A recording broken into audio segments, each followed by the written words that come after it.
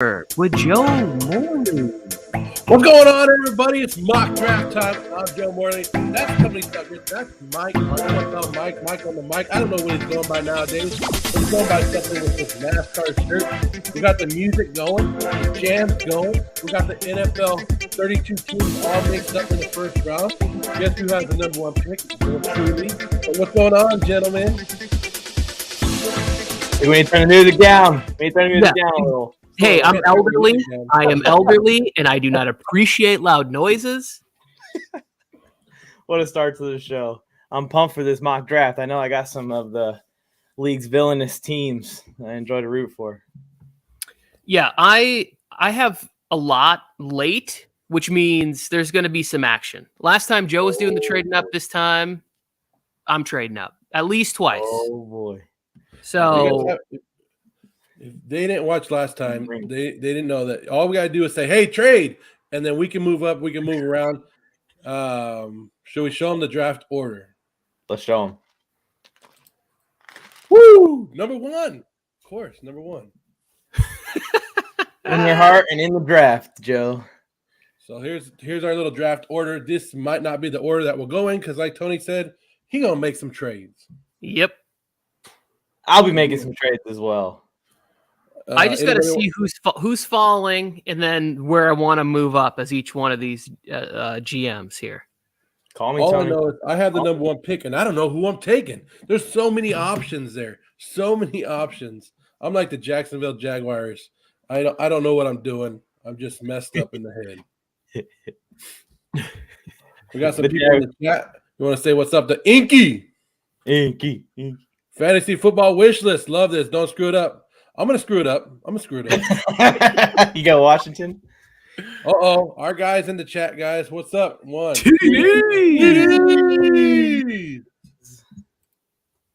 I swear to God. Hey, I'm like Daniel Snyder. I'm going to screw stuff up. Wish, who do you want for the football team? I was going to text you about that yesterday because I'm putting together my first round mock, and I think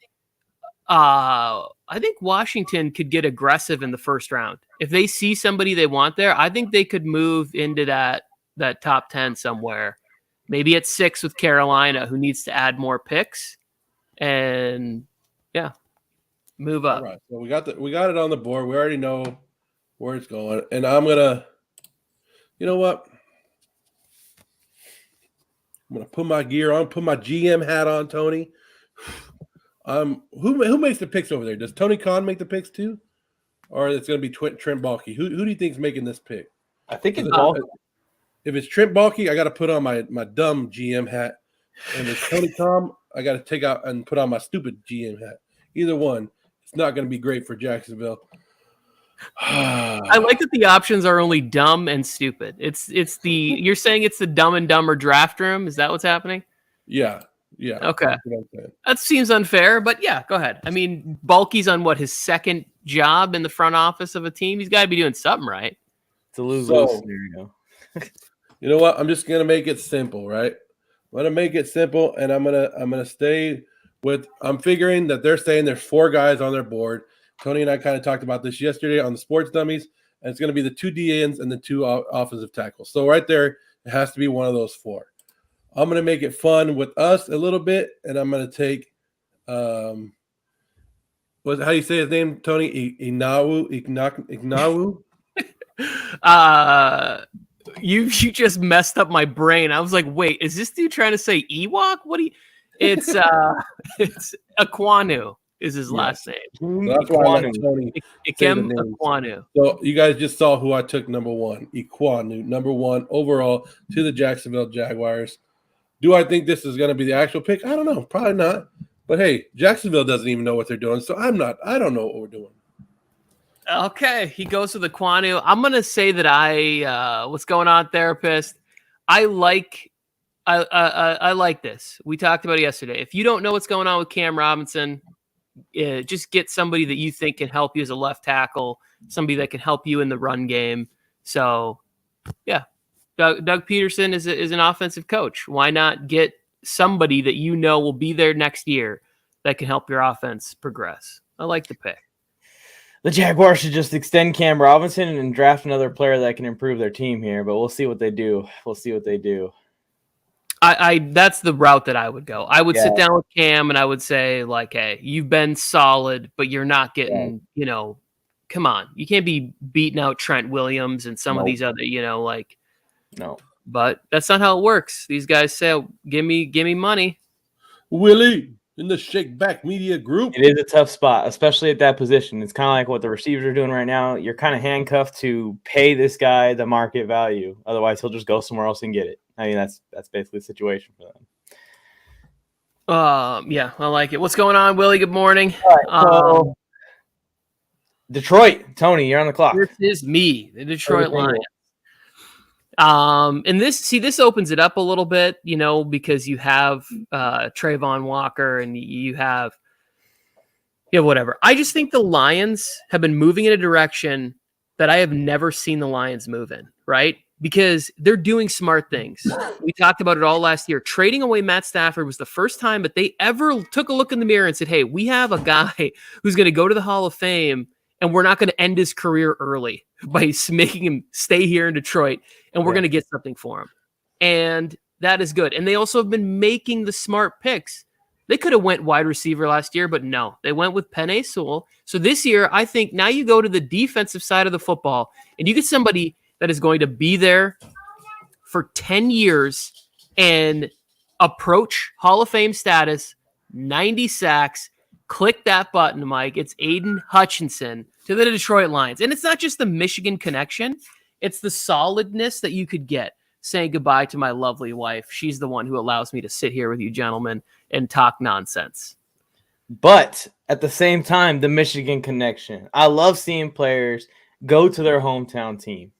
It's exciting. It's exciting. And it's a storyline now that Hutchinson can build as the Lions rebuild and hopefully get to some kind of relevance in the next, I don't know, how many years are we away still, Tony, even though they're going the right direction? At least 2, 3 away? Yeah. And quickly, Dan Campbell wants to chime in. We're going to bite a kneecap off. That's what's going to happen. I think Hutchinson would be down. I think this would be a perfect situation for Detroit is if Jaguars actually pass on him. Well, we talked about this yesterday, Tony, too, that Aiden Hutchinson to the Lions seems like a great pick because they get the Michigan, they get the Detroit, they're putting it all together. You can sell a little bit more tickets, and why not? Why not put that pass rusher together with Dan Campbell? But Football Therapist is liking our pick so far, Mike, so don't screw it up. Me and Tony are on a roll right now. Regan is saying, "What up, Mike?" I do think that you could go with the upside of Trayvon Walker and you could go with the upside of Kayvon Thibodeau, but just nailing the pick and knowing you have a guy that's good for 8.5 to 10 sacks a year, I think that's very important to this defense. Yeah, I'm with it. And I think at number 2 overall, that's the kind of impact you're trying to get is a guy that can transform a defense maybe if he's an elite edge rusher down the line. I'm excited for it. I'm kind of rooting for this to happen in real life. Just don't have my hopes up. I think it'd be a cool little thing to see Hutchinson go from the Michigan uniform to the Lions uniform. Yeah. All right, I'm the Texans. I'm on the clock here. Kayvon Thibodeau's there. Trayvon Walker's there. They're probably going to be looking at both those guys heavily. I think the Texans are in a similar spot to the Jaguars where they're thinking edge or tackle, one of the two. I'm going to go tackle. Because they committed to Davis Mills. They didn't get another quarterback this offseason. They didn't bring anyone in as a strong backup in case Davis Mills fails. So they are kind of all in on Mills this year. Might as well protect him, keep the offense going strong. They extended Brendan Cooks for a couple of years. So they're planning on throwing the ball around again. Not going to be a Rex Burkhead-led offense. So I'm excited to see what this passing game does with Davis Mills. And now Evan Neal at left tackle holding it down for him.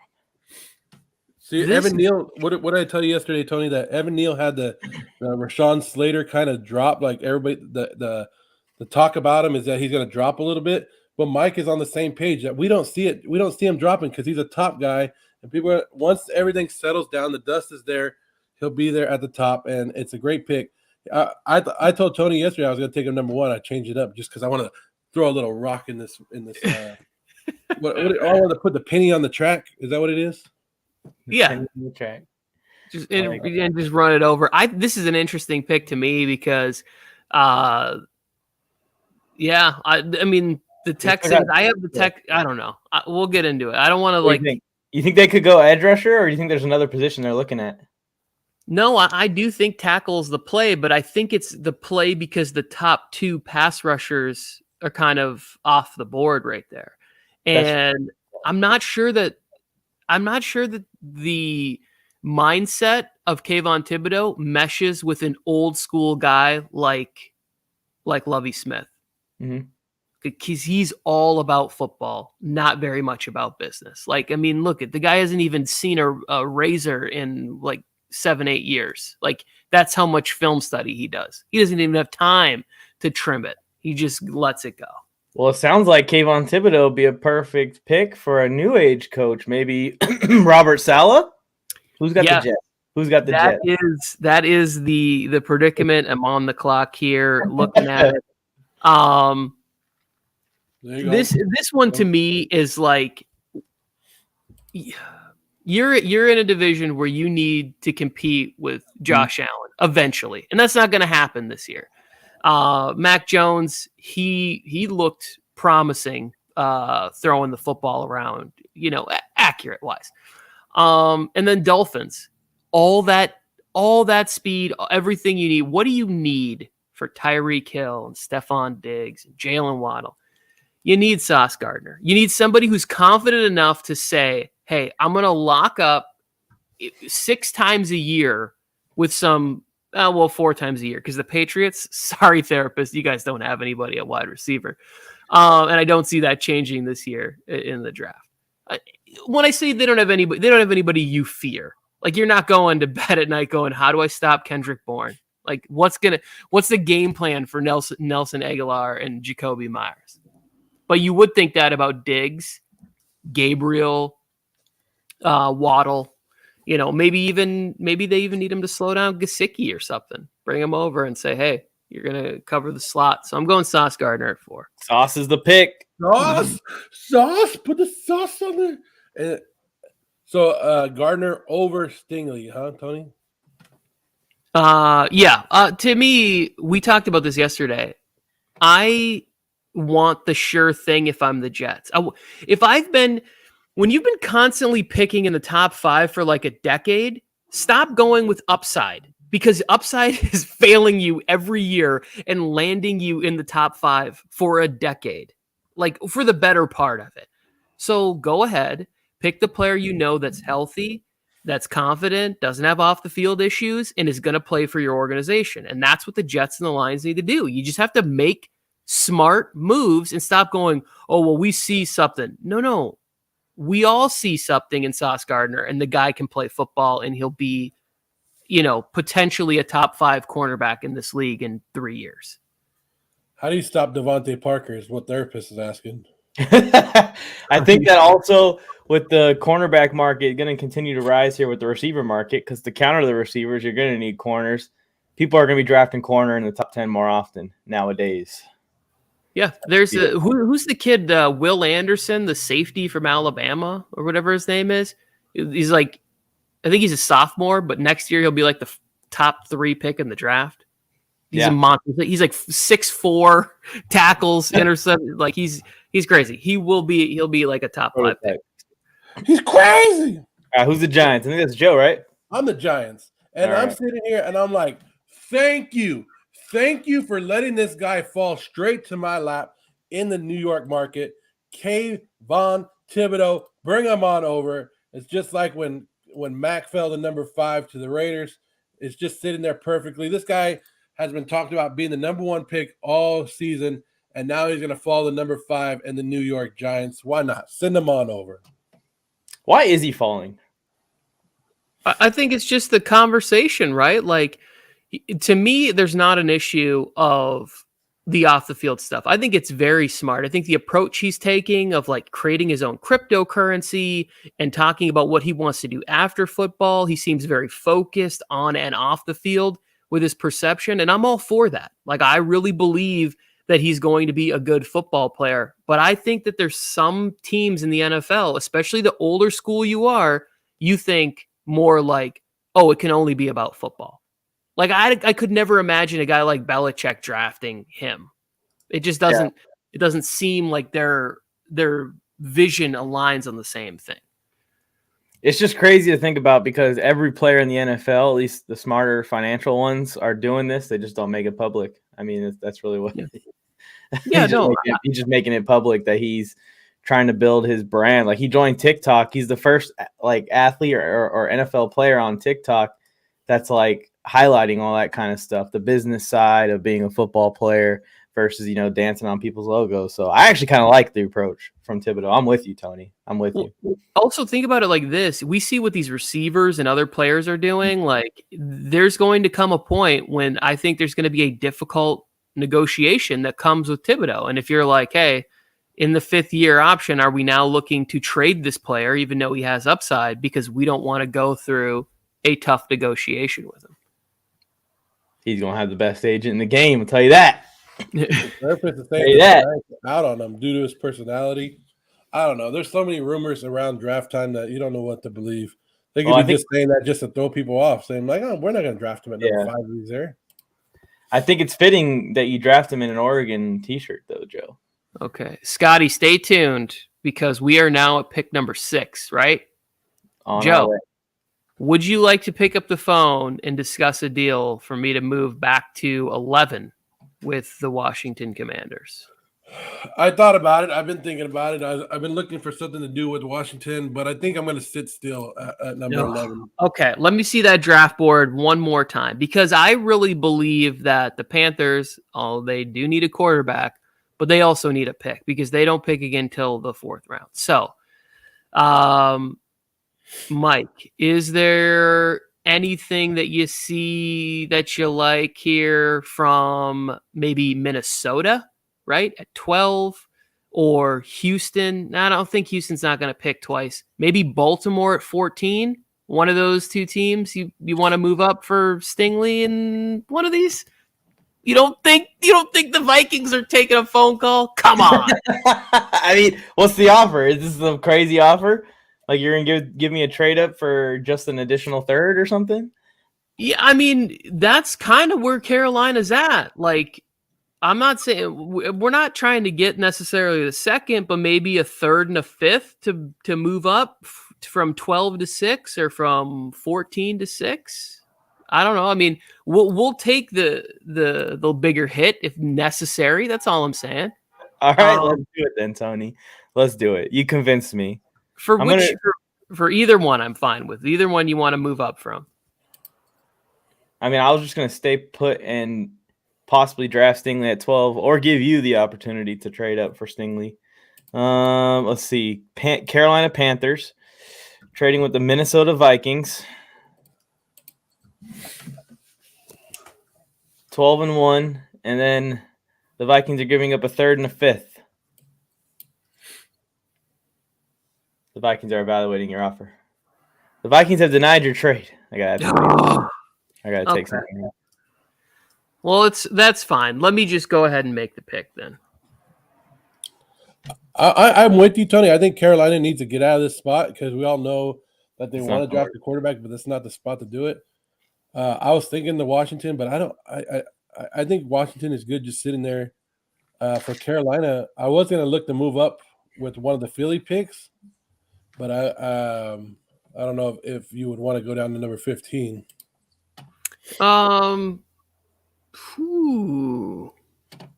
Yeah, I mean, I don't see anybody taking the player that I think Carolina is going to take before 15. Maybe somebody jumps up in front of them at that point, but yeah. Pull up the trade, Mike. Let's see. Let's see the trade. So let's go to Philly. Get rid of the Philadelphia Eagles. See, so I can see this one. I'll give you 15, right? 15 for 6. Yeah. I'll give you 50. I have to give you probably 51 to move up there. And, that right there is very likely to get accepted. Yeah, let's. I don't know. That would be a simple one. That would probably be a simple one. Let's try that. I would think that the Eagles would have to probably give up a little bit more than what this is given. But there we go. Oh, Tony didn't even say that who's going to accept it, Mike. You just put it through without him accepting it. No, it's good because I just want to see a draft in which the Panthers move back. All right, so I'm coming up. The Philadelphia Eagles are coming up, and the Eagles need everything. So now they got Trayvon Walker sitting on the board. That's sitting there. That could have been the number one pick easily, right? They have Stingley, one of the top cornerbacks, one of the top two cornerbacks sitting there. They have the safety in Hamilton that they need, right? That's all three spots that they could go. And then there's the top of their wide receiver. Which wide receiver they want to pick? But the Eagles have a bad choice of picking wide receivers. No matter which one they have, they're always going to pick the worst one, right? So like an issue. with the Eagles moving up to 15, I still have another pick with the Eagles later on.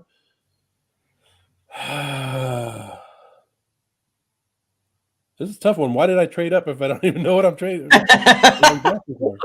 kind of like your thought though, because if you're trading up, you want to get a game changer. So are they trading up to get the wide receiver that they want, or are they trading up to get the Kyle Hamilton safety that they want? Like, those are the two. I don't think you're taking the third edge rusher here. I don't think you're taking their offensive line is already pretty solid. Like, you didn't trade up for that. I think they're trading up for safety or for the number one wide receiver. Like, they know who that guy is, and that's what they're moving up for. And I didn't give up much. I didn't move up a lot or give up a lot to move up. So you know what, Mike? Give me the safety, Kyle Hamilton. There he is. Good choice. I was going to take him with Atlanta here at 8. Well, I like this pick for them. I think they've made some nice moves on their defense. They got Kaiser White. They signed Hassan Reddick, who can rush the passer. I think they're headed in a good direction, and they're still going to be able to land a wide receiver if that's the case in the later round there. Bodo, what's up? Giants are on the clock. Bodo's in here. Yeah, we're going to do a bunch of draft stuff, but we have also done Mike and them do the Charger stuff. We've been doing a bunch of individual shows too. You probably just been missing them. The New York Giants are on the clock, so they just took Thibodeau. Are you looking to trade this one, or the Giants looking to stay pat right here? Is this me again? I don't have this one written down. Who is this? You have the Giants, Tony. No, you have the Giants, Joe. Yeah, I don't have this Giants pick. Oh, I have the Giants. So I already did good with one pick, right? So I'm looking at the Giants, and I'm like, okay, what am I going to take? So I just hurt myself by taking Hamilton. That's why the Eagles just jumped up and killed their own NFC East guy, right? So this one for me with the Giants, if I can help you out a second, is interesting for Charles Cross, right? Because they're starting to get some heat that he's moving up on draft boards. If you want to give Daniel Jones a fair shot, maybe you look at getting him a left tackle. Brian Dable's also going to need that for whatever quarterback he takes next year. If you already have the left tackle on your team in your offense, then next year, when you end up in your first season as 5-12, you're picking up here again anyways. And you can target, the Bryce Young or whatever flavor of the month we're talking about next year at this time. So I think that's legitimate. And then also the Kadarius Toney rumors are out there. So now maybe are they looking at maybe he's like, hey, I need somebody similar to Stephon Diggs. I like Garrett Wilson in this offense, somebody that's going to run good routes and be on time, maybe Drake London, something like that. See, and Therapist is asking, does Bradbury most likely being traded influence my pick here? A little bit, because I'm looking at the Stingley Jr. I'm looking at the wide receivers like you guys are saying. And then I'm also looking at Trayvon Walker, where I could get 2 bookend defensive ends for the next 10 years. Right off the top of the draft pick, and that's what the league is going to, is 2 DNs that are just coming off the edge. But like Tony said, I'm going with the offensive lineman right here. Why not? Because Cross could actually be the number one guy off the board when it comes down to Thursday night. We talked about the other day, is we never know when the offensive tackles get in the room and everybody finds the one that they like. he could actually be the top one. So I'll go. They get their edge rusher. They get their offensive tackle right here in the first 2 picks. I like it. I think whichever way they go, they're probably going to go with these 2 players right here. They need them on both sides. They could go, if Evan Neal doesn't get taken by the Texans, they could get Evan Neal at 5 and then an edge rusher at 7, however they want to do it. I like it. Who do we got here? We got Mike. Mike's on the clock with the Atlanta Falcons, and I'm on the clock with Seattle right after. So if anyone wants to ring my phone for either of these picks, let me know if you want to ring my phone for either of these picks. Anybody? Going twice. Maybe. Hang on. Give me 1 second. Tommy, you there? This is too rich for that. But let's see. How about something crazy? How about Green Bay is on the phone? Oh, hello. Green Bay's on the phone, Yep. right? I heard you're running a shit show up there, Brian Gutenkoots.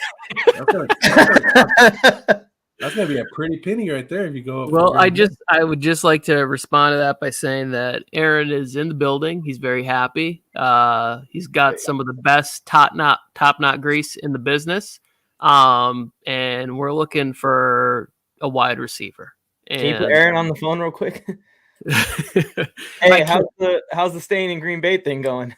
He's sorry. Aaron is currently over at the Milwaukee Bucks practice facility taking jump shots, filling in for Chris Middleton.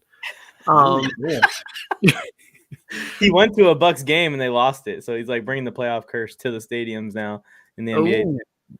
Oh, remember when Drake had that stink on him for a long time? Oh yeah, that was a long time too. That was like takes 10 a years. lot to get that off you.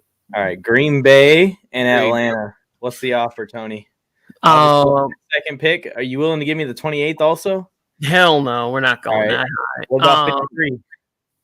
Go to the 59 and see what 59? Says likely. You're gonna have to give up something from next year too, right? Yeah, give me a third next year too. Oh my I don't know. This trade thing right here is very generous. I think I can change it up too. I think I can change I can make it harder or more easy to get trades to go through. I'll pay attention because to that. For somebody to move up from 22 to 8, that's a lot. They're gonna have to give up a first next year if they're not giving up that other 28. Yeah, but you're getting a second round pick this year. Yeah, the second round pick is probably what makes it clear. And then I put in a third for next year. Second this year, third next year for the Falcons, number 8, and a 7th. Just because they like throwing 7ths in the deals randomly. Ready? All right. Ready? Good Coots. Yep. Good On the Coots. clock, Boot and Coots. Go get your Garrett Wilson. Mm-hmm. Watch him trade up and trap Kenny Pickett. What did you give up? You gave up what, Tony? The second round pick too? Yeah, gave up a second. What was it? A second, a third, and a 5th or something? I don't know. Doesn't matter. The point is, I think Green Bay is a decent candidate if they spy the wide receiver. And I think that Garrett Wilson is that guy for them. That's like, I think he could come in. He's smart and he could pick up the offense right away. And by the end of the year, be on the same page as Aaron Rodgers. Like that is maybe Jahan Dotson towards the end is like the other guy that I've seen where it's like everybody compliments him on his ability to be more polished on the route tree. So like maybe that's the move. Is they're like, hey, we're not sure about Jahan. We are sure about Garrett Wilson. So Packers move up. Okay. I'm with the guys in the chat. I mean, we did whatever we need to do. Tony's basically saying Green Bay's going to trade up here. It doesn't matter what they give up to get up there, but Green Bay would move up here and do it while keeping it. I'm with the people in the chat that Green Bay would have to give up a first-round pick next year to move this far up, but it is what it is. Basically, what we're showing is Green Bay is Tony's saying Green Bay would get up here to this pick. See, here's why I disagree. Because you're not moving up for a quarterback, and this team needs a quarterback and they need more draft picks, right? So like typically we're thinking about when you are like, oh, I'm trading for a first round pick. It's because you're so thirsty to get Trey Lance. You're so thirsty to get Justin Fields or get your quarterback. But if it's just a receiver, Green Bay is never giving up a first round pick. They will swap them, but they're not going. You go up based on your leverage. And right now, these teams, Carolina and Atlanta, they have no leverage. They don't want to take their quarterbacks at these spots. They want to take their quarterbacks later. That's all I'm saying. That's why I don't think nobody's getting first round picks to move up here. I can't see it happening. Like, why would you give up a future first to move up and get a wide receiver when wide receivers historically they're not, it's closer to 50-50 than it is a winning percentage of picking there. That's all. The team that's on the clock right now also has a franchise quarterback. So we are also trading back if anyone wants to trade up by any chances. And yes, I am talking about Geno, not freaking Drew Lock. Oh, I thought you were giving some love to Drew Lock. Takers? Yeah, I feel like I've been pretty active, but and I have another plan, but I feel like we've all talked so much, and Mike is on the same page as me, and so this is kind of rigged emotionally and mentally. Well, I mean, either now or next pick, Tony, with yourself. You could go ahead and make your decision if you'd like. Or I'll trade up with the freaking Vikings and do it right now. Oh, he's putting Stingley's ahead in a jar and holding it up in front of everybody right now. Anyone want him? I'm not gonna do it because it just feels so rigged for me for me to do this right here. All right. Well, if Seattle's in this position, it's interesting because they need everything pretty much, especially quarterback. But I still think that Seattle is tanking for Bryce Young, and I'll believe that until they do one move that suggests otherwise, and that would be drafting a quarterback here at 9 overall. I think that if they're in this position and Trayvon Walker, who is like a top 5, prospect for his potential, falls all the way to number 9, and they don't find a trade partner that wants to come in and grab Stingley with them on the board right here, I think they would draft an edge rusher and go ahead and get Trayvon Walker. Start building the defense up again because they need some help. They could just go with Stingley too. A cornerback is a need for this team as well, so who knows which way they go. Oh, all right. I almost made you a trade right there, but I was too late. What the?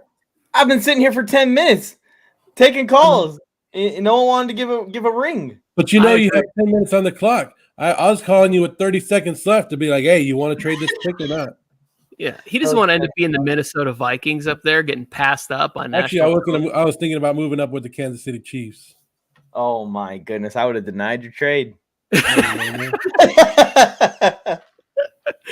Oh, man, our personal bias. Hey, yeah, you can't go said no quarterbacks in the top 10. Yesterday in the mock draft on NFL Network, they had 4 quarterbacks go in the top 10. And then if you guys have been watching our last mock draft, we had 3 go in the first round total. We are not high on the quarterbacks in this draft. I'm not. I think that Malik and Ritter and a little bit Corral, but not quite as much. I think Malik and Ritter have some potential to grow into something, but both of them are years away from being there, in my opinion. 2 years of either backup or playing away from really knowing if they're going to be able to be starters in the NFL. Yeah, I agree. The only problem is Carolina doesn't have somebody that we believe could be serviceable, right? At least Atlanta, there's a little bit of hope for Mariota where it's like he's been with Arthur Smith before. Yeah. He has, when he's been healthy, he's been, passable. With Sam Darnold, it's like nobody feels like there's any hope. I went into last season where I was like, okay, Sam Darnold, the Panthers, they're gonna be a 500 football team. He was bad. Just throwing some interceptions where you're like, where's that ball going? What the hell's happening there? There's always hope in Carolina, Tony. There's always hope in Carolina. Yeah. You never know when that number 1 jersey is going to be on the field again. No, we know. It'll be at a retirement ceremony in about 4 years. That's the next time number 1 is going to get any love on that field. All right, Jets are on the clock, Tony. I think that's you. It is me. You're still for New York. Okay. So tell me if this just seems ridiculous. But okay, and because I just got done saying that nobody's trading first round picks to get up this far. The problem is that the Chargers don't have a second round pick this year because they traded it for Khalil Mack. So they have to give up next year's first if they want to move up. That's the best draft capital they can give. But then I also think that the Jets are going to have to compensate something in that trade. I use the draft calculator. It's probably like their second round pick, so that the Jets could be taking one of their 2 second round picks, flipping it for a first next year. And I want to do this trade. I want to do this trade. The Chargers are calling Joe Douglas. The Jets accepted. Okay. And guess who's on the clock? There it is. Bolt up. Bolt up, Joe. Deebo Samuel didn't get traded right here. Bolt up, Joe. No, Deebo did not get traded. So this is everything. I personally, as a Chargers fan, do not want this to happen. I am not in on this. Will I be excited if we do this and move up on draft day? Yes, you can believe it. It'll be on the Nuts and Bolts channel. I will be freaking out and excited for really whoever the pick is outside of one player, but I don't want to pile on that guy. So with the 10th pick after the trade, they're taking Derek Stingley Jr. because this is everywhere. Like everything that I keep seeing and reading is how much they really love this guy. They're interested in him. They're going to do whatever. And here's my final point on it. Brandon Staley has gotten everything he's wanted this offseason. Everything. I want Khalil Mack. I'm going to get him. I want J.C. Jackson. I'm going to get him. I want former Rams on my team. I'm getting those guys too. If he wants Derek Stingley, I think he walks into Spanos and Telesco and everybody, and they're all sitting there, and he's like, this is the last piece that I need, and I'm going to give you a top 3 defense next year, and we're going to be playing in a Super Bowl. But I have a question for Joe. Joe, how do you feel about a secondary that has J.C. Jackson, Derek Stingley, and Asante Samuel Jr. in it? Was that the same secondary that the Raiders beat in Week 18? No wide receiver 1? It's the same. Wow, you guys are so offensive to Hunter Renfrow. I've been sitting back and just letting you guys roast the shit out of Hunter Renfrow all offseason, but it's like then it just comes to a point where it's like he's not even a wide receiver 1 in the NFL. And Tony, you messed up this whole draft. You were supposed to move up to number 9 and take Stingley, according to all the psychics out there, right? That the psychic and number 9 and 17 and all this stuff were going together. Joe, and if you watched my video, I said the number 9 significant was Derek Stingley's best year was in 2019. That's where the psychic saw the 9. It's not my fault that the Chargers social media staff linked it to some mock draft that had Stingley going at number 9. The 3 corners. Okay, the 3 corners in that Week 18 game, Joe, have been replaced by 3 new corners this offseason. Wow. So I'm so glad. So you want to take a third cornerback for your team? Yes. In the top 10. You're going to move up in the top 10 to take a third cornerback for your team. Well, the future of the corner position, but yeah. The future. How old is J.C. Jackson? What? He's 27. These guys will be together for 5 years. And then who is that? Asante Samuel Jr.? Yes. Also going to be there for 5 years, our slot corner. He's going to be Nate Hobbs. Watch. He's going to put up all pro slot corner numbers, and we're going to act like he's God. Okay, so if the Chargers make this move, I would be all for it too. I don't know how you feel. Like they had a chance to do something else and they screwed it up. Good for them. Okay, what's the other options here? Again, sit there at 17. Why move up to draft a third cornerback? Okay, again, I would like to stress this. It is not what I would do. It's what I think is going to happen, right? There's a little piece of me that's like, if he's there at 9 or 10, I think this is the move they make. But also, you're looking at it from like a third corner. They play against Patrick Mahomes, Derek Carr, and Russell Wilson for 6 games needed to win the division. They're going to need to compete with Josh Allen. All of these teams, top-flight quarterbacks that have multiple receiving options. Why would you not want that? We don't need Barry Sanders. We got number 30. If Stingley's out there, if Stingley can go out there and block Max Crosby, it's a great pick. Oh, That's what we got Rashawn Slater for. We're gonna pay him the big bucks in a couple years here. Washington's on the clock, Joe. By the way, now therapist, I'm with you. If they traded up and they took Jordan Davis, I'd be a little bit scared. I'd be more scared of that defense than them taking another cornerback. That would be a backup player as well. Yeah, exactly. You guys are bashing me, and then you want to get a guy who played rotational college football, and he would be a backup behind the two players that they just signed, or at least in a rotation with Johnson and Sebastian Joseph Day and Jerry Tillery, who's a first Tillery. So, okay, bash the pick, but then come with some sort of substance behind your argument. Stingley will play every snap. He won't play 40% of snaps like the corners do in Vegas. Okay. For a single shot. So if it happens that we get Stingley on there, I'm going to be happy. It is not what I would do. If I were the Chargers, I would trade back with the Steelers, the Packers, the Lions, and I would add draft capital. That's what I would do if I were the GM.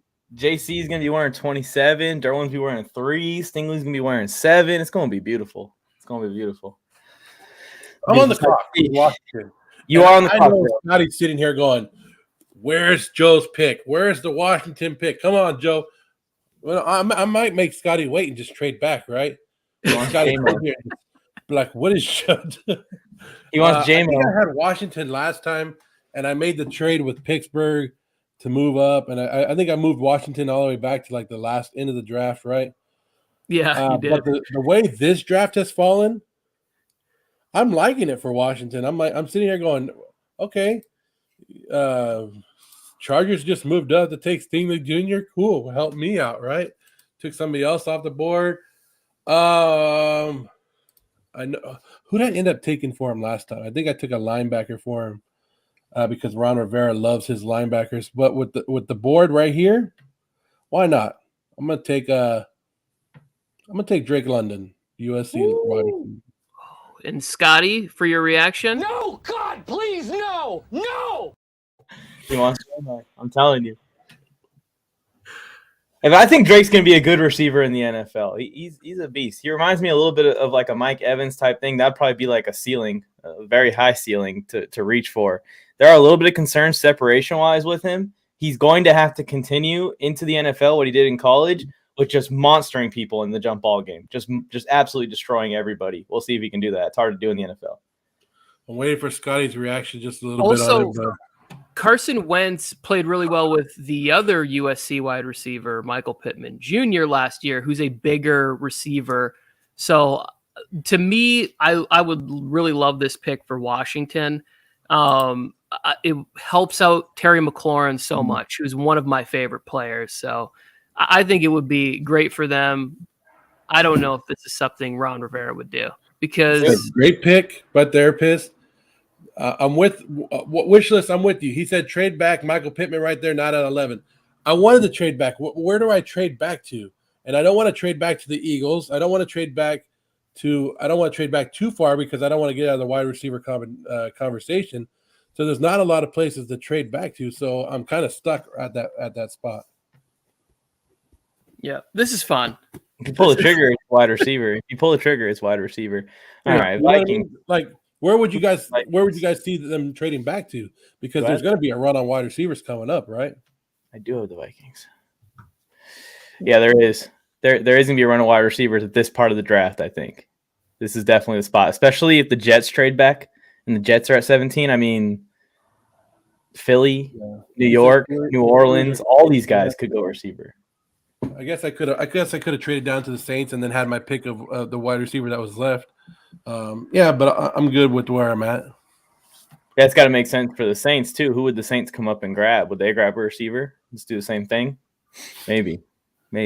We'll see what's going on with Mike Thomas. Vikings are on the clock here, and there's a lot of ways to go. I also would trade back here with the Vikings if anyone wants to trade back while I'm talking. But you got to stop me before I hit draft. I hit the button and they pick the player. I think that the Vikings could be a Jordan Davis suitor possibly, especially if both corners go off the board. I would pick a corner at 12 if I'm the Vikings and Stingley and or Sauce are on the board. But with both of them off the board, They could go interior D-line. They did bring in ZZ Smith, who could play both. He could play interior and he could play that edge position. They got Danielle Hunter. Here we go. See, this is what I was filling space for. What's up? What's up, Joe? Coming up. Okay, Joe, do you need time to think? Because I have something I want to say. Or you got it? Go ahead and talk. Go ahead, I was just going to say this about the Vikings also have a very rich history of getting very good interior defensive linemen, right? They had John Randall, who's my favorite defensive tackle. I know everybody loves Aaron Donald, but John Randall was a monster. Pat Williams was another guy they had for a long time, and they always had success being able to have those big guys in the middle. So I think Jordan Davis makes good sense to that defense. I don't know if first-year head coach loves that though. When he could trade back and he's an offensive-minded head coach too. Yeah, that's what I was thinking too. Because then I was thinking more recent names. Even I was thinking of like Everson Griffin and bringing in Linval Joseph in the middle of his career and stuff. But yeah. I'm with you. All right, what's up, Joe? Who you calling? Who's calling? So I want to come up. I'm coming up from 21, Mike. The New England Patriots. They don't normally do this. Have they ever done this? They need to come out and they need to make a statement. And why not bring the Alabama wide receiver to them to go along with Mac Jones, right? Oh, I like it. Yeah. What's the other capital you think, Joe? I'm going to move up from 21 to 12. I'm going to have to give up. Let's try the third to 85. No, not your third. Oh, my bad. Of course I'll do that. 2022 second round pick. I mean, of course they're going to accept this. It doesn't really matter what I give up. And then send that. Down for this. Get the Vikings some more picks since both the corners got taken. I really think Derek Stingley is the guy they want. It's just whether or not he gets to him. So New England's coming up. They don't normally. You don't see Bill Belichick move up. Normally he's moving down. But with the success of what you saw with the wide receivers going back with their quarterbacks in college, I'm taking Williams right here, wide receiver. This will be quite a move by the Patriots. It would, and I think that Belichick's relationship with Saban has kind of shown in the past. Like he gets a lot of those guys. He got the D tackle Barmore last year. Damian Harris was there. Like he trusts that, and if Nick Saban says like, yeah, this dude's legit when healthy, then maybe he gets that guy for Mac Jones to really spread, give a little space, lessen the box a little bit or something, so that he can run the ball with Stevenson and what's left of Damian Harris. I feel like they're going to run that guy into the ground and then be like, congratulations, here's the open market after 300 carry season. This is going to sound crazy, but I actually had a dream that the Patriots drafted Jameson Williams. I don't know where. I didn't dream that they were going to trade up to 12, but I had a dream that Jameson Williams was a Patriot like week 1 or something. So, was I in your dream too? No, then that would be a nightmare. That wouldn't be a dream. Life is but a dream, sweetheart. Anyways, Houston on the board here. It's probably gonna be super hard for the Texans, who love to just pick players at random, like Jadeveon Clowney, who was just this superior athlete that everyone loved because of athleticism, and then didn't really work out to the hype that he put out there. To taking Jordan Davis here and doing a similar thing. I think that I would go Jermaine Johnson. I think the Texans are looking at edge rusher at 3 as well. So it'll work out perfect for them to get Jermaine Johnson, edge rusher, out of Florida State, and get Evan Neal in the first 13 picks or whatever the picks are, if they trade or not. Hey, how do you build your team? Offensive line, defensive line, right? So you saw that I did it with the Giants earlier. You're doing it with the Texans here. Why not? Why not build your offensive defensive line to start your team off? Go Davis Mills. Go Davis Mills. Are you guys reading the chat right here? So Therapist is a Patriot fan, and he's like, I'm going to get in the car and wait till you guys get to 21 and listen to the Patriots pick. And he's like, oh, great, you guys traded up. He's very happy with what I did as a Patriot fan, so that's good. Scotty's not happy that I didn't trade back with Washington, but I traded up with New England, so he's not happy. And then James Davis is saying that he's hearing a lot about George Pickens, the wide receiver, moving up draft boards. What are you guys hearing about him, or what do you guys think about him? I love that player. He may be one of those guys that gets drafted in the second round and is one of the best players in the draft. I love George Pickens. I think he's a do-it-all wide receiver, and I'm scared of KC taking him with those back-to-back picks, honestly. Yeah, I definitely think he's one of those guys that people keep going, well, Sky Moore could sneak into the bottom of the first to one of these teams, but Arizona has a need at wide receiver. Maybe that's a player that they look at there. There's quite a few teams at the end of this draft. The Packers, they need a wide receiver. So there could be a middle round run on wide receivers and a late round run on wide receivers. So I really like George Pickens. He came back from the injury and he played 4 or 5 games down the stretch last year. And there's a connection there. He's built like and plays kind of similar to AJ Green a little bit in his prime. So, I mean, AJ Green's already there. He could just train him, be like, hey, I know I'm old, but you can do everything I did when I was young. So there was a conversation in the front office, the athletic department at Georgia, and they said George Pickens is the best wide receiver who ever played at Georgia, better than AJ Green. So Wow. I don't know that to be true. Maybe that's just Georgia. You got to then get to the NFL and be able to dominate like AJ Green did for 7-8 years. Yeah, there's a lot of progress there. That's gonna. So if our draft happens, Scotty's setting the world on fire. They trade up, and they don't trade up to 11. They trade up to 12 instead. All right, I'm on the clock with Baltimore here, and what I want to see Baltimore do is something they don't do. They're probably just going to draft a defensive lineman or a linebacker or something to keep the defense strong. But I want Baltimore to finally put some star wide receivers in this receiver core. And they got some guys. They got Hollywood Brown, they got Rashad Bateman, but neither one of those guys are like true wide receiver ones. And that is how I really feel about Hollywood Brown. I'm not talking bad on him. I just don't think that he's well built enough to be that full tool wide receiver. I was going to look at Treylon Burks. I think he'd be a perfect fit. They could use him similar to Deebo Samuel in the passing game and maybe even bring him to the backfield, but they don't even have to. But what's better than getting someone that's like Deebo Samuel? How about we get Deebo Samuel? Trade this pick to the 49ers. And who wants to control the 49ers, by the way? I can do it. Yeah, well, you traded in for him. Now you can pick. I like this. He feels like a Baltimore player, right? It's like when Steve Smith got to the Ravens, he felt like somebody in Baltimore. The Baltimore player, Anquan Bolden, was also like that. Felt very much like Baltimore wide receiver. Deebo Samuels is the next guy I think that could end up there, and it's like, oh yeah, he gives you that feeling of the Ravens, where it's like it's a person who plays offense like middle linebacker. And that is just rough, rugged, fearless offensive football. So I could definitely see. You probably have to add something on the 2021, Mike. There's a problem here. The problem is that the 49ers have traded all of their picks away to make this deal go through in the simulator. They don't have a first-round pick till 2024. And it's obviously Deebo Samuel is the guy I'm sending, and Baltimore would actually be sending a bunch of picks to San Fran. Yeah, but for our purposes, just for the fun of this, just get it done. It's to me, it's like this would be crazy fun for it to happen. Deebo to Baltimore. Oh my gosh. That's how it'd be great.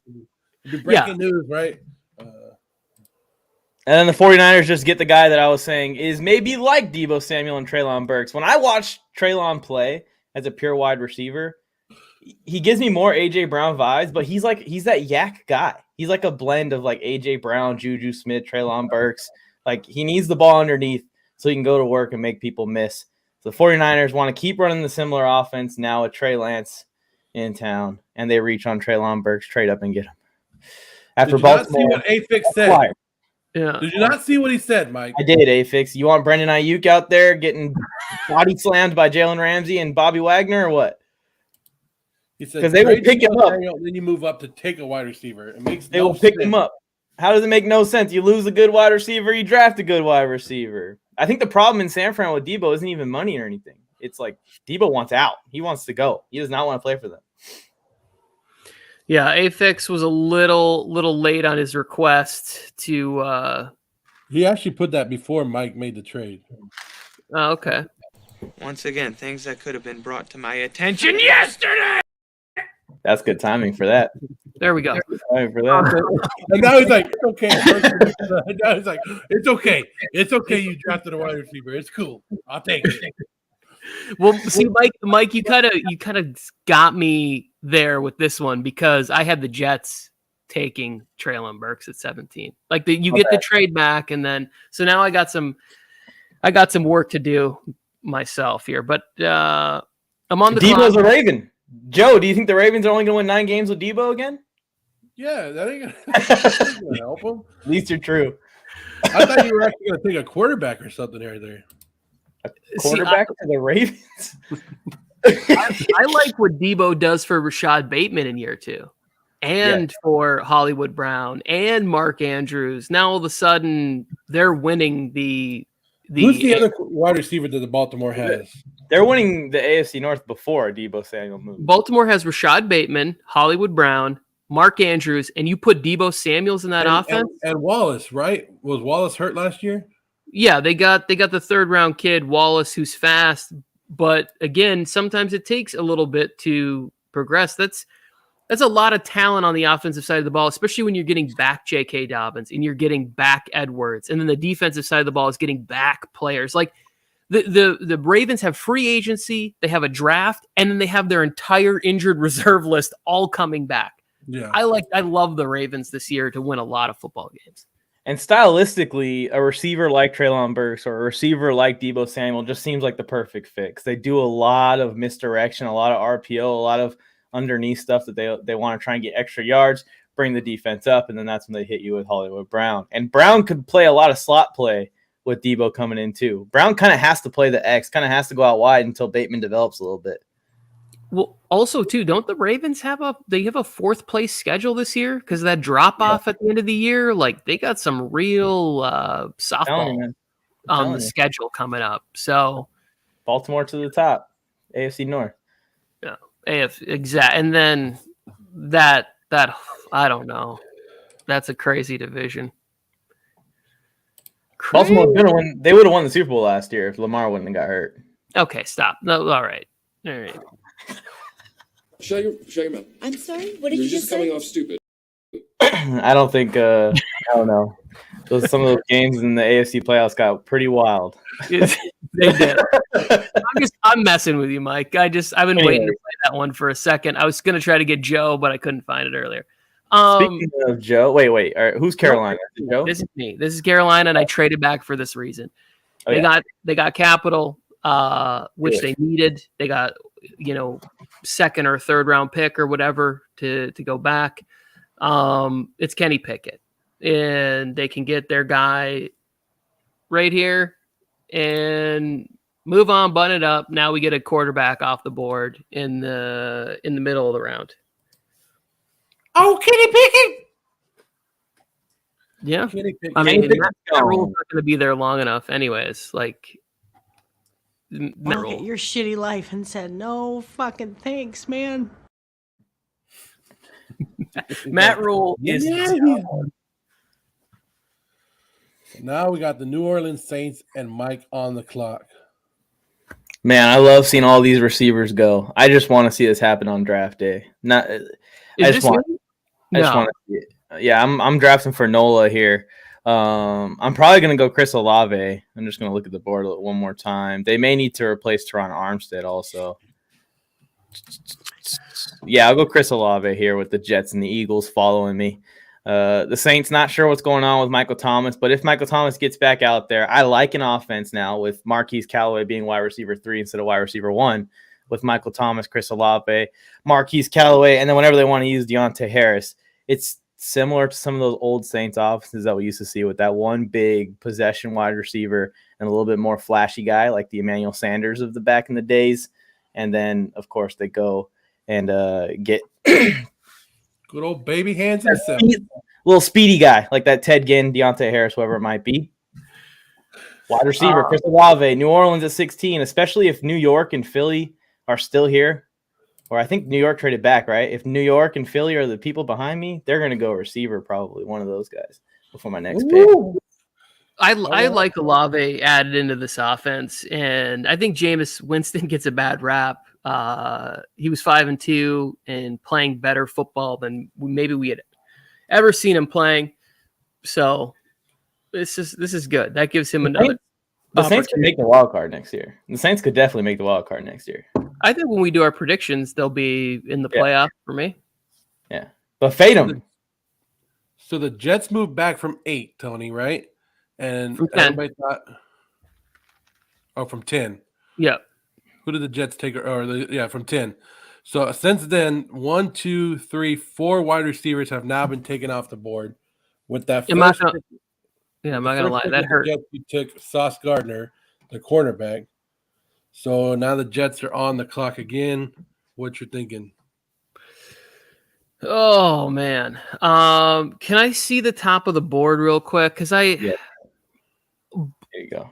The big receivers that I would take for them are gone at this spot, but the Jets still have at least one second-round pick at the top of the second at 38, where they can go get.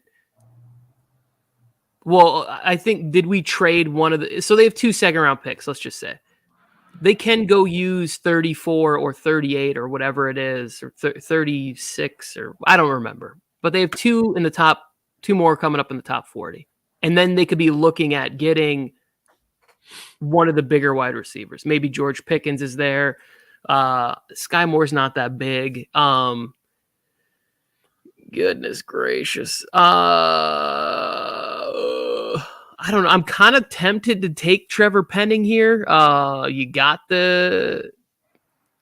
you got your rookie quarterback. It depends on the health of what's his name, Mekhi Becton, right? Isn't he? He's kind of always banged up there.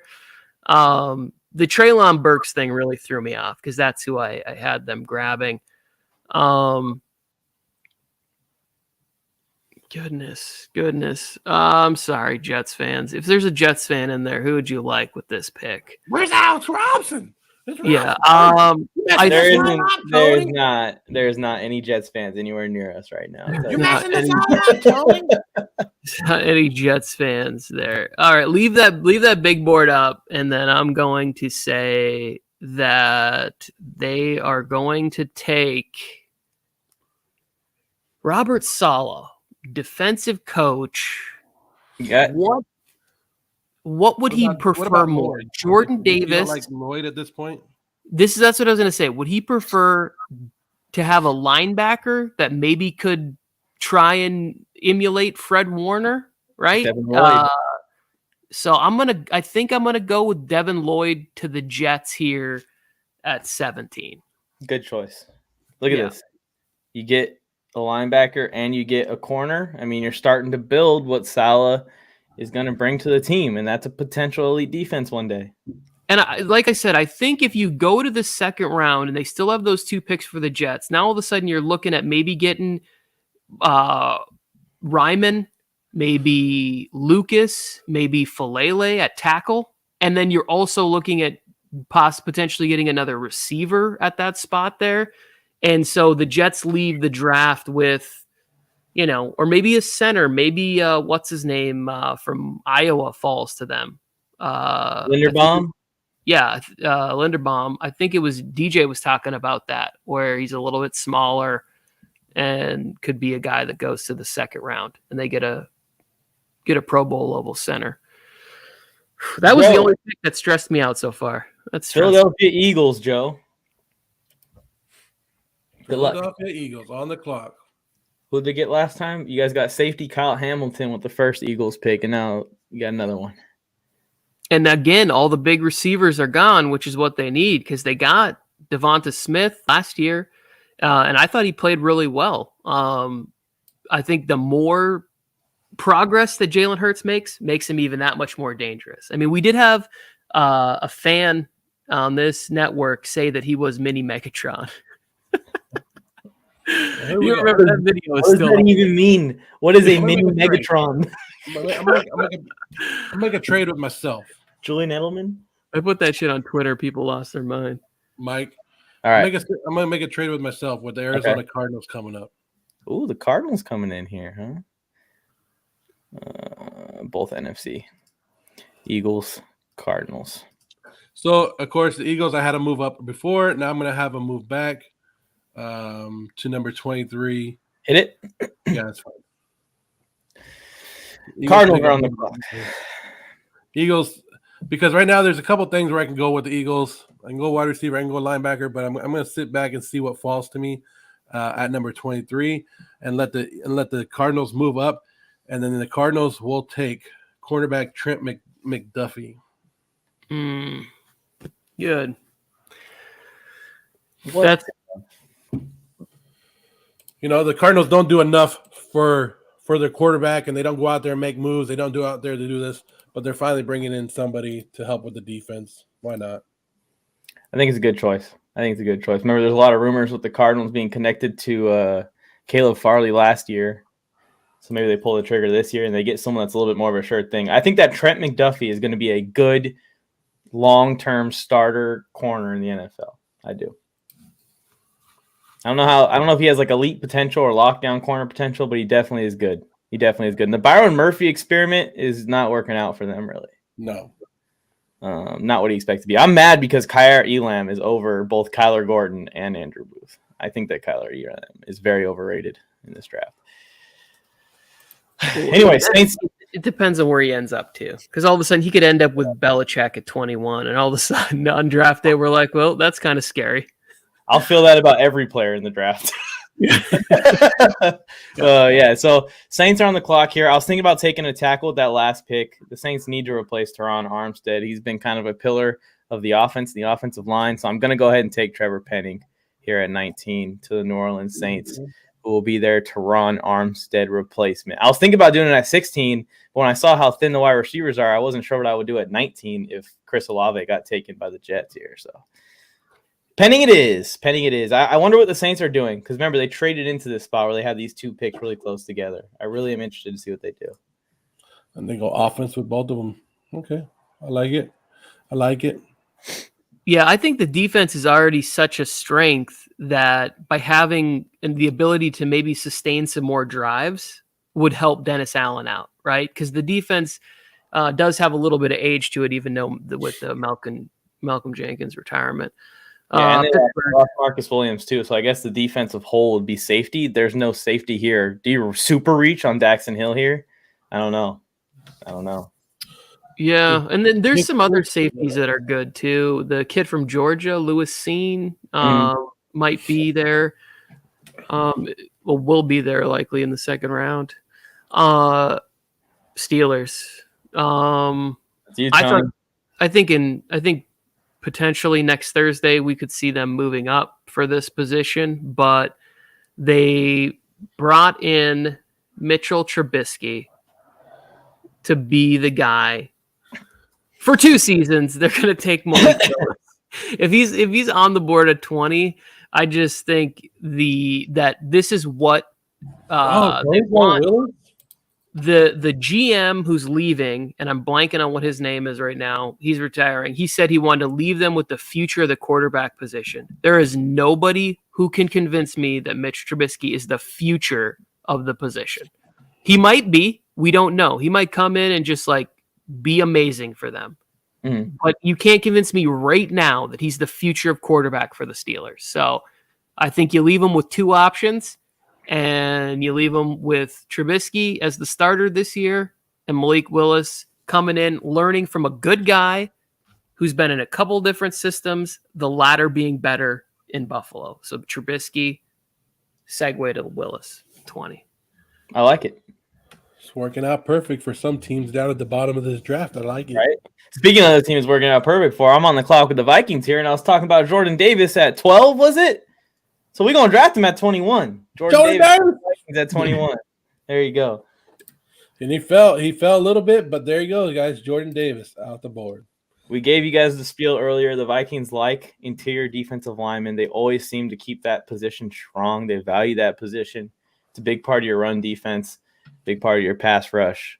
Jordan Davis, he can come in, and this D-line's a little bit loaded up now. Jordan Davis turns out to be a good player because they got Zadarius Smith, who's going to be good for a couple more years, I think, if he can stay healthy. And then people forget that Daniel Hunter didn't play last year, and he's coming back next year. People forget about that. That guy's a beast. He is. He's had some trouble staying on the field though. Yeah. And getting a little bit older. Very, very similar start to his career as Bosa, honestly.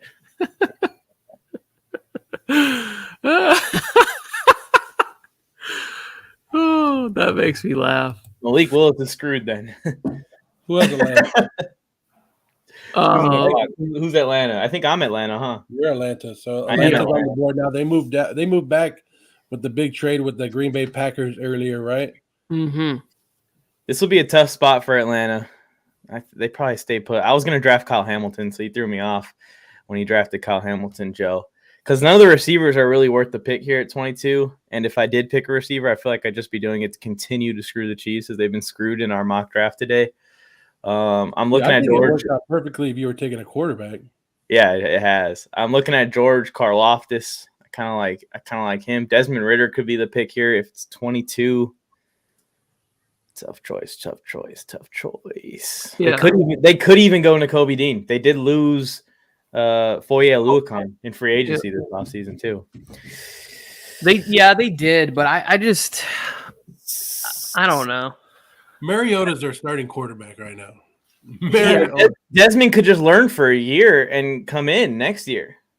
And everything I'm hearing about him, he's like a sponge. He needs it would be a really good backup quarterback to have if you're looking at him absorbing what he can learn and being ready to run the offense next year. I've heard several people say too his NFL comp is Mariota. Let's do it. Athleticism, size, like arm. Yeah, that was talking about kid to take it somebody. Let's do it. It was pretty easy. Let's do it. I mean, the other guy I'm thinking is George Karlaftis here. That's the other guy I'm thinking. I think they're so hard to predict because it seems like in the draft they like to just draft the best player that they can get their hands on. It's weird to see the quarterbacks the go the way they have Pickett, Willis, and Ridder for me because I think Sam Howell is going to jump up there a little bit higher than one of these guys. But I'll take. Wait, you mean Corral or Howell? Howell. What? I think Sam Howell will go before one of these guys. But it's cool. I'll take it. Hey, it's my opinion. I can do what I want, right? I know. I just wanted to make sure you weren't confusing the two. You already know who my favorite quarterback is in the draft. What do you say about this? I think that Ridder is going to be better than Kenny Pickett in the NFL if he ends up in the right place. Well, Tony's been saying that. I think Tony's been saying that. Yeah. To me, I think that Atlanta is a solid spot because I think Arthur Smith is going to get a little bit longer. They won some games at the end of last year with a pretty bad roster, dealt with the Calvin Ridley part of it, and now he loses Matt Ryan. The owner is saying, hey, we are rebuilding. I get it. Let's do it on the fly and continue to win some games. And if we can get the future of the position and maybe Brady retires next year and then our competition is the Saints, because the Panthers are probably a few years away unless Kenny Pickett just comes out and is lights out, or Malik Willis or whoever they get. They do have building blocks. I mean, they got A.J. Terrell on the defense. They got Kyle Pitts on the offense. It's so sad and unfortunate what happened with Calvin Ridley because he's one of the young building blocks of this offense too. Or if they trade him and get picks, one of the two. Both those things got canceled. Yeah. They could go wide receiver at 8 too. They could. Yeah, I don't know. It just feels too much because honestly, I think they could just go Malik Willis at 8 on draft day. Like I think it's a legit. Yeah, I think it's a real spot where they just say, hey, we're not going to take any chances. We've identified this guy as the future of the position, and we want him. On the gets to play those games on the turf inside. I think makes him even that much faster and better. So they had the Michael Vick experience. Why not try to have the Malik Willis experience and see if he can capture that juice that they had. Also, if Carolina goes QB, Tony, and Atlanta goes QB, and now someone feels pressure to trade up for QB, Stingley keeps falling back. Just saying, keep an eye on it. Yeah, and I mean, I think it's also a decent shot that if the Seahawks feel like, hey, we might not have our chance at Desmond Ridder, and we really like him because he seems like a Pete Carroll kind of a guy, very mature, older, played a lot, Russell Wilson style QB. Although I can't see Pete taking a quarterback that early. All right, Eagle fans, I moved up. I got you a safety earlier. I moved back, and the guys that I was thinking about drafting earlier at 18 or 19, they're still here. So I'm still sitting here on the board going, dang, I traded back, and I still get the choice of the guys that I want. And I still don't know who I want, right? But I'll make Eagle fans happy, and I'll take the linebacker in Nakobe Dean. There you go. I think Eagle fans really want him. I've seen it everywhere. Even though I thought about taking the wide receiver here, but I'll just go Nakobe Dean to make him happy. That way I don't get all that fan hate coming towards me. Well, yeah, they only signed Kaiser to a 1-year deal. So they want to say like, hey, you did have a good season last year for the Chargers, but can you do it 2 years in a row? They play 3-4 in Philly, so maybe. The other pick that I like there is Devontae Wyatt. You get him and Fletcher Cox, but I like this Nakobe Dean pick. It's a good. They've had problems at linebacker for a while. Nakobe Dean, Kaiser White. Now I like that linebacker core for Philly. Philly's having a sneakily good offseason. Plus Hamilton that I just drafted earlier. Oh, and you got Hamilton. The defense is going to be loaded. now where we're at. So Mike, Inky's in here saying Mike better pick well for my Cowboys. They also how about them Cowboys, Inky? But they also have in Philly Hassan Reddick now, which is fun. Yeah. But yeah, here the Cowboys are on the clock, and with Jerry Jones being here, if any of those receivers are available, don't be shocked, Dallas fans. Just don't be shocked. He will freaking do it. But none of the receivers that I like are available. None of the receivers the Cowboys should like at 24 are available. So we're gonna pivot. We're gonna go a different direction. This offense is gonna see a little bit of a change. I think that they're gonna. I mean, they're already run first, but I think we're gonna see a little bit of a pivot to like where they're gonna pound the rock majority of the time, and we're going to see similar to what we've seen in Cleveland over the last couple of years. Not that I don't believe in Dak. I just think there's a lack of receiving weapons out wide now with Amari Cooper leaving the team. You got the 2 running backs, run Zeke into the ground before you cut him next year behind Zion Johnson and the rest of this O-line. There you go, Cowboys. Do the smart thing. Help the offense. Still be really good. You'll still win the division. It might not be the number 1 offense in football like last year, but we could settle for like 13 or something and still win the division. In the last. Go ahead, Joe. I said this has a Travis Frederickson kind of pick feel to it, where you don't expect them to go offensive line. They take the offensive line, and then they end up helping them throughout this.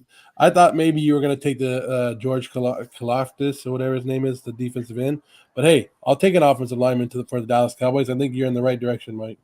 Yeah, I think this pick is offensive line or defensive line for them, right? If they go get, goodness, I don't know why my brain's not firing, but the edge rusher from Penn State, or Mafe maybe, or Boye Mafe. But I like the Arnold Ebiketie. Thank you. From Penn State. But let me just say this about the Cowboys real quick. Their most successful runs in the last 30 years are all built behind their offensive line. Yep. The Cowboys with the triplets, they get a lot of the attention, but it was like Nate Newton and Larry Allen. Like they're 2 of the names I can remember off the top of my head from that offensive line, but they were all studs. And even when they were winning with Romo and Dak, those were stacked offensive lines. So I love Zion Johnson. He's my favorite guard available. I think that what's the other kid's name again? Tony Kenyon Green is a beast too. Yeah, I like both those guys. If the Chargers trade back, which is what I would like them to do with any of these teams, if Jerry's like, I want Treylon Burks at 17, and he trades up and we leave with the 24th pick and we leave with Kenyon Green or Zion Johnson, I will be so pumped, especially if we have a second or early 3rd round pick out of the deal. Cowboys fans, do not be shocked if they pick a wide receiver. Do not be surprised, okay? I'll just say that right now.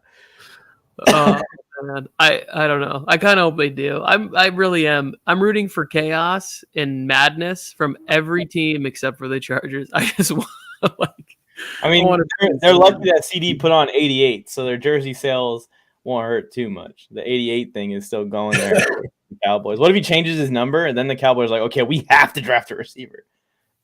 We need to sell these jerseys. Cowboys are not a lock, Mikey. Lost O-line and 2 wide receivers are aging in Zeke. Zeke, yeah, this is it. Last year for Zeke. Give him all the carries. Let him run it off the tracks if you're doing it strategically for the Cowboys because you paid him way too much. So all right, so Bills. Buffalo Bills. Do what I want you to do, Tony. What happened? Do the pick I want you to do for the Bills. I don't know what that pick is exactly that you want me to do, but I don't even, at the top of the board, I don't even see the guy that I want to draft. Wait, are we at the all section here? The all. What position you want me to go to? Just scroll. Can you just scroll down a little bit? I want to just see how far down he is. Too far. Wait, what the hell? What's his position, Tony? Edge.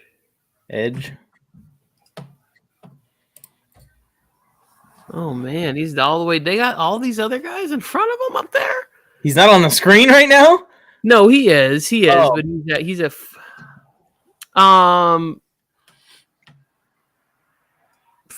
Shit. Okay, I think that I will. Here's my interpretation of the Buffalo Bills is that they need somebody to help put away the football game at the end of the game, right?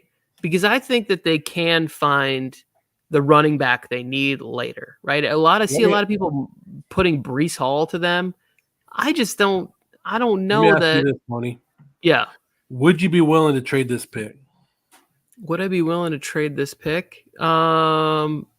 Yes, I would. If I'm I would be willing to trade this from the Bills. I don't own this team, but this is something that I saw that could come up. So you're at number 25. Yeah. 6, 11, 12, 13, 14. Would you be willing to drop 15 picks to the second round with the Chicago Bears at this point?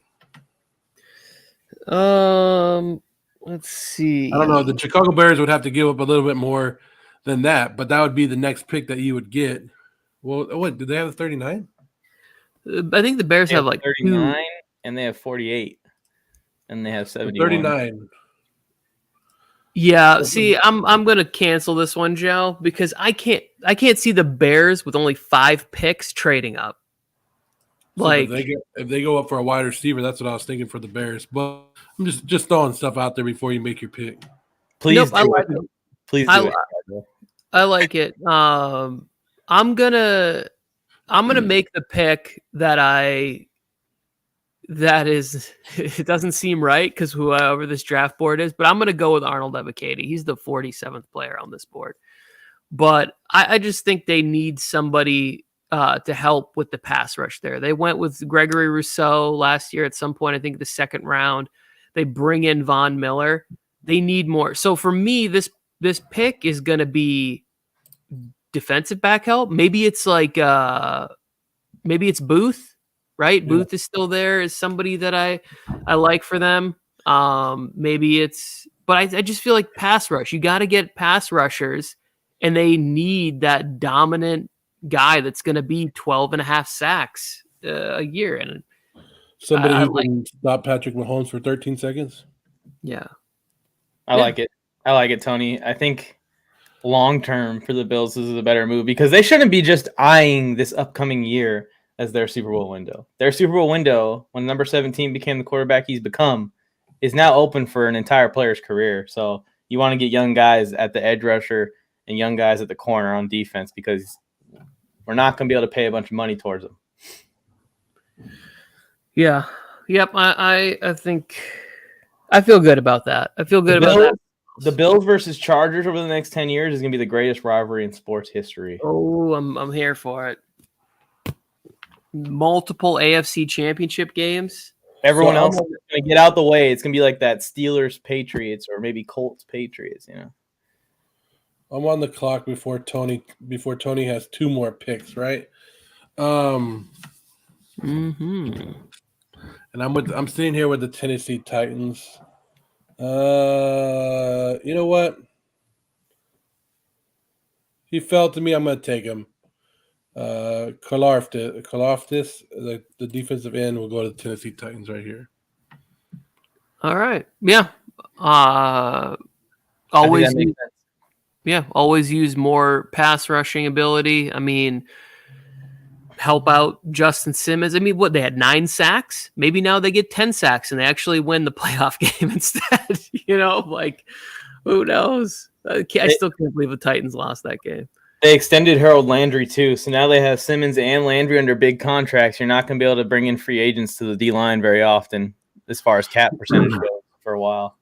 And it's a guy who's been falling in our draft board. He should have gone higher, and why not take the risk on him right here and do it? You know what I mean? I think George is okay. I think he'd be fun in Arizona too. Yeah, George would have been my pick George would have been my pick to Green Bay at 28. So now Tony's on the clock for the next 2 picks, I believe, with Tampa Bay and Green Bay, right? Yeah. Safety duo, Tony? What is it? Winfield Hill safety duo?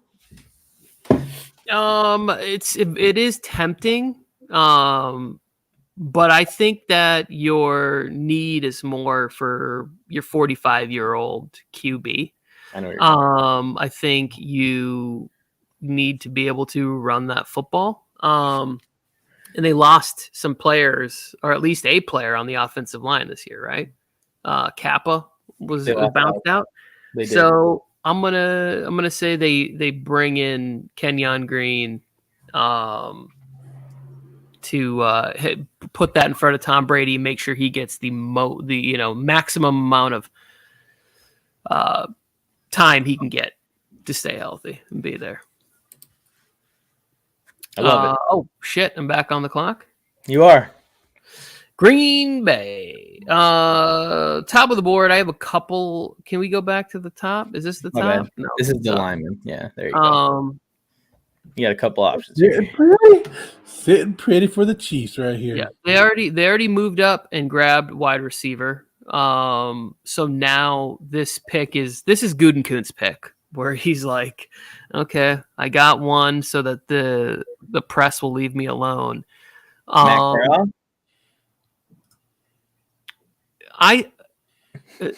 So who did they lose? They lost Za'Darius Smith, right? They did lose Za'Darius Smith. They were able to Campbell.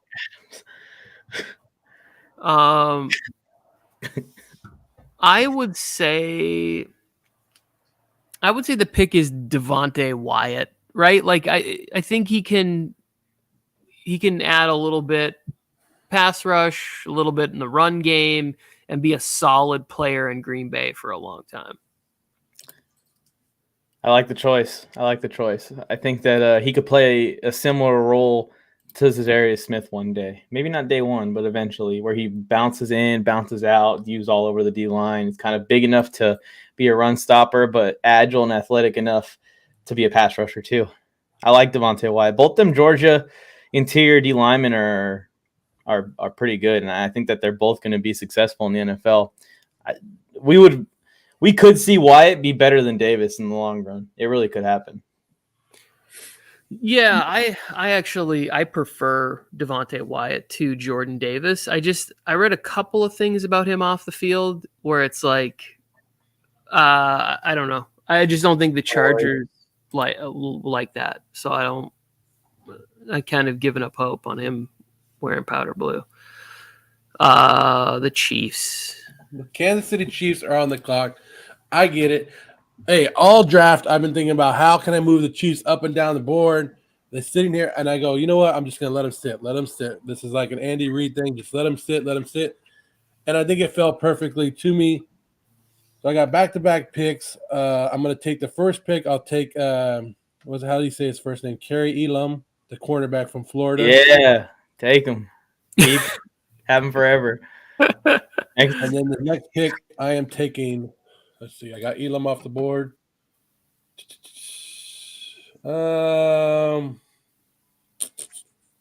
Hold on. I'll take George Pickens, the wide receiver. Ooh, okay. It's interesting. Yeah. I wouldn't be like, if I was a Chiefs fan, I wouldn't be upset by this pick.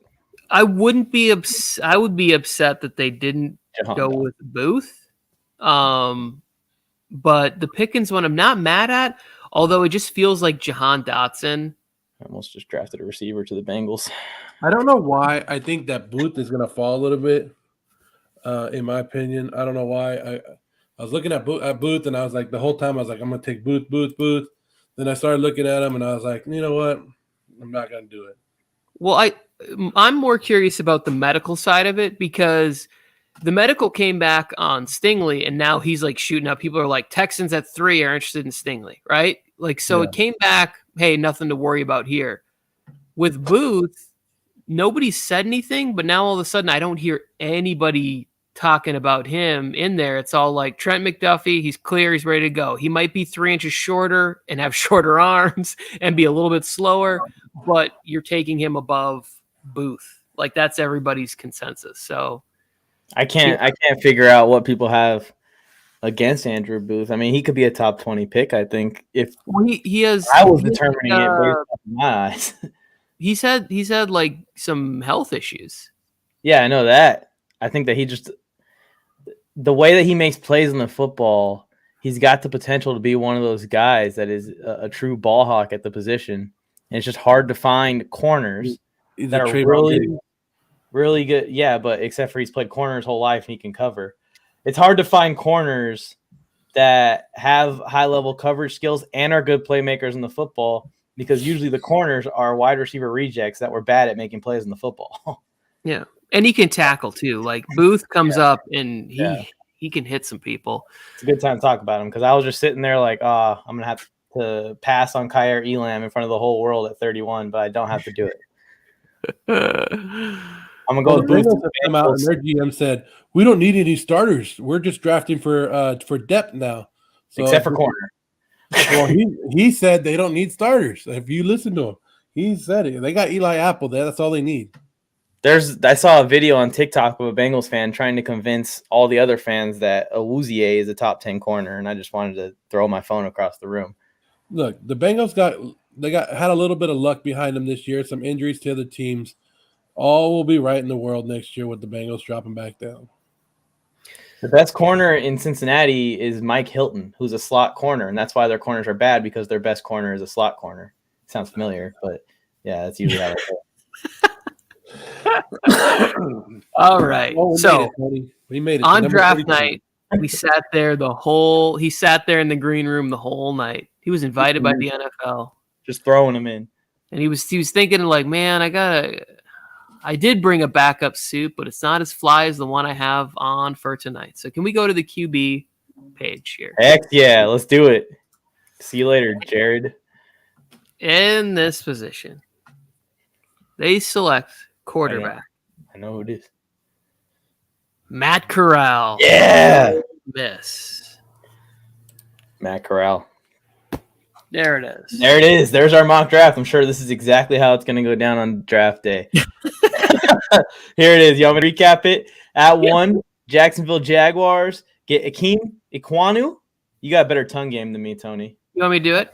Yeah, go ahead. All right. The Detroit Lions get Aiden Hutchinson at 2. The Texans take Evan Neal at 3. The Jets go with Ahmad Sauce Gardner. The New York Giants get Kayvon, working on my post-career highlight, Thibodeau. Philadelphia Eagles jump up and get Kyle Hamilton at 6. The Giants, Charles Cross, Mississippi State. The Packers trade up and grab the Devontae Adams replacement, Garrett Wilson. Seattle Seahawks stay put, and Trayvon Walker falls to number 9. The Chargers jumped up to number 10 and confirmed everybody under the age of 24's hopes that they get Derek Stingley on draft day. The Washington Commanders stay put and draft Drake London. The Patriots move up and get Nick Saban and Bill Belichick's boy, Jameson Williams. Texans, second pick of the first round, get an edge rusher for Lovie Smith to be excited about in Jermaine Johnson. Debo. Niners trade Debo Samuels to get into the first round to get Treylon Burks. Carolina Panthers traded down, got Kenny Pickett. This scroll is going too fast. New Orleans Saints at 16 after acquiring the pick get Chris Olave. The Jets get a steal trading back. They get middle linebacker Devin Lloyd. Cardinals trade up and get a corner Trent McDuffie. New Orleans Saints get their new left tackle after the departure of Armstead, Trevor Penning. Steelers get the future of the QB, Malik Willis. Vikings, Jordan Davis. Atlanta Falcons get their future in Desmond Ridder for QB. Eagles do not draft. They leave the first round without a wide receiver. They get Nakobe Dean. Cowboys, Zion Johnson, interior line. Bills go pass rusher Arnold Ebiketie. Tennessee Titans get George Karlaftis. The Tampa Bay Bucks get interior lineman Kenyon Green. Green Bay Packers get a inside guy with versatility, Devontae Wyatt. Kansas City Chiefs get Kaiir Elam from Florida to get a corner. Then they go wide receiver to replace Tyreek Hill with George Pickens. Bengals get somebody who can compete with Eli Apple. They get Andrew Booth. And the Lions finish the night by getting their quarterback to learn by Jared Goff, Matt Corral. And the Raiders drafted these nuts. Suck it. That was fun. Fun mock draft today, guys. And we only did it in an hour and 40 minutes, which in the NFL draft will be on Thursday night. Will probably be about 3 hours, 4 hours. You're right. It's because we don't have to think about our decisions 20 times. We're so good at decision making that we can just go ahead and smash the button. We don't need 10 minutes to decide that we're going to trade for Debo Samuel if we're the San Francisco 49ers. Well, I just saw, who was it? Jalen Waddle that said the whole NFL is about production. The whole NFL draft is about production. That he knew like 6 minutes before he was drafted that he was already drafted to the Dolphins. And then they told him, hey, sit down and react this again when they say your name. So, Well, I mean, that actual moment of hearing your name also is pretty cool, even if you know your name's going to get called, I guess. it doesn't take 10 minutes for you to say the name. People know. Just do it. That's the only thing I wish about the NFL is like, hey, just get it done quick. Go. Just go. So there's definitely some pageantry that goes along with it, but that's what makes this such an anticipation riddled event for us, the fans, is all of that stuff that they put in there. So yeah, get used to it. There's going to be a lot of acting opportunities for you, Jalen Waddle, right? To be in front of the camera. So like you're going to be doing commercials, movie, whatever you want, like, hey, it's time to react again like you had it. But they capture beautiful moments and play them back later where people have emotional breakdowns, like they're crying from where you came from to now knowing you're going to be getting multi-million-dollar contracts to play a game that you love. It's a beautiful thing. I love it. It is. And they're in Vegas. What happens in Vegas stays in Vegas. So if you make a bad decision, you trade up for a certain corner that wears number 7 and played for LSU, he'll stay in Vegas until the season starts. Now, if the first round goes the way that we did with a bunch of trades, I'm going to love it because I love trades. That's what I love. I love sitting there watching and goes, dude, a trade has been happening. I'm like, yes. And then we sit here and we do these mock drafts and go, well, there'll be a trade here, And then there's like no trades. I'm like, come on, make a trade. Somebody make a trade. Especially if it's your team that traded. Either they trade up or trade back, whatever it might be. You just like that jaw-dropping moment. I remember when Kenneth Murray got drafted, the Chargers traded up. I had no clue. I was in a different room when it happened. I come over and it says a Charger on the clock across the bottom. I thought I time traveled or something. What did they trade? Yeah. You're like hoping that it's not too much. It was too much, by the way. For who? For Kenneth? For Kenneth, yeah. We traded up to get him from the second round all the way to 24 or something, or 21. Yeah, no, it wasn't a highlight of Telesco's career as of yet. It was a good swing at the time. Maybe all he needed was a surprise off-season ankle surgery right before teams meet. Maybe that's all he needed to become the player to unlock all that promise and talent. Let me ask you guys one last question before we go. Okay. Over under 3.5 trades in the first round of the draft. Under. It's always under. 3.5. I'm going to take over. How many were there? How many were there last year? Are we factoring in the trades before draft day? Oh, if we're factoring in those trades, then maybe I might go over. I thought you mean like no. It'd be on draft day. So on draft day, over on the first day of the draft, over under 4.5 trades. Oh, you're 4.5 or 3.5? Sorry. 3.5. So four need to happen on the over. 4 need to happen. Yeah, so 4 need to happen. Because there's so much questions around this year's draft, and then there's so many teams with multiple first-round picks that they're willing to move up and down. I think it's going to be a crazy first round. The league is also like really top heavy. We have like 10 like crazy stacked teams, and then 22 just like teams that could use every position. Yeah, I think there's far too many teams in the early part of the draft that need capital and are far away from winning and aren't like, hey, none of these guys are going to change my future here. Let me get whatever I can. And I think maybe they sell them a little bit cheaper than they would in past years, right? You don't have the 8-ball right there, Tony? What happened? You don't have the 8-ball? Will it go over or under? Under 4.5. It's not going to say over under. It's going to say yes or no. Yes, definitely. Yes under or yes over? Yes over. Okay. I lose this one then. The 8-ball speaks facts. Definitely. 8-balls never lie. Oh man, over. It's over. It's going to be so much. The night one of the draft is going to be exciting. All these people too. They're all trading and demanding stuff and whatever else. I think we could see players traded on day one. Debo, Baker, Jimmy, all still on the trade block. Yeah, a lot of names. Wait, and Kadarius Toney's in the trade block. Yeah. Think about it. The Giants trade whatever, like to get back into the first round with one of these teams that have 2 picks. The Packers, right? Packers don't want to draft a wide receiver. Here's Bradbury, Kadarius Toney, and our whatever second round pick. Ooh. For pick number 28 for the Giants to get back into the first and pick 3 times in the first round. I don't want to see Kadarius Toney go to the Chiefs. No. I'm talking about to the Packers. Yeah. Well, I'm just saying. So the Packers don't draft a wide receiver, but they trade for Kadarius Toney on draft day. That is quite a package. Kadarius Toney and James Bradbury. And a second round pick or something.